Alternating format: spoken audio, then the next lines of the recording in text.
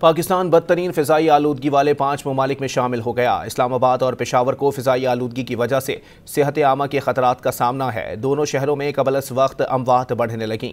Don अखबार की report के मुताबिक सस्टेनेबल डेवलपमेंट पॉलिसी इंस्टीट्यूट ने इस्लामाबाद और पेशावर के शहरियों की सेहत पर फ़िज़ाई आलूदगी और बारीक ज़रात PM25 के असरात से मुताल्लिक तहकीक जारी की है, जिसमें बताया गया है कि 2023 में मुल्क का औसत एयर क्वालिटी इंडेक्स 160 था, जिसमें PM25 की आलमी इदारे सेहत की तजवीज़ करदा हद से 14.7 गुना ज़्यादा थी।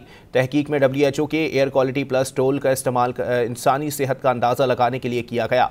तहकीक में बताया गया कि हवा में मौजूद 25 माइक्रोमीटर से कम कुतर वाले ज़रात फेफड़ों और खून के बहाव में दाखिल होने की सलाहियत की वजह से सबसे ख़तरनाक हैं।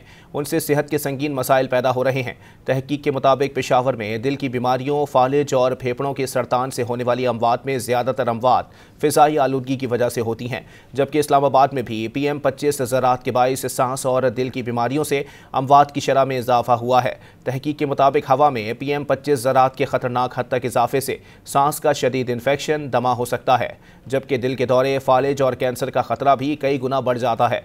तहकीक में फ़िज़ाई आलूदगी का मुकाबला करने के लिए हवा के मयार की निगरानी का निज़ाम मजबूत बनाने, सेहत के अदाद शुमार जमा करने और फ़िज़ाई आलूदगी पर काबू पाने के इक़दाम की सिफारिश की गई। तहकीक में सनतों और नकलो हमल के शोबों में साफ़ सुथरी टेक्नोलॉजी और धुएँ और फजले के अखराज के सख्त मयारात के नफाज पर जोर दिया गया।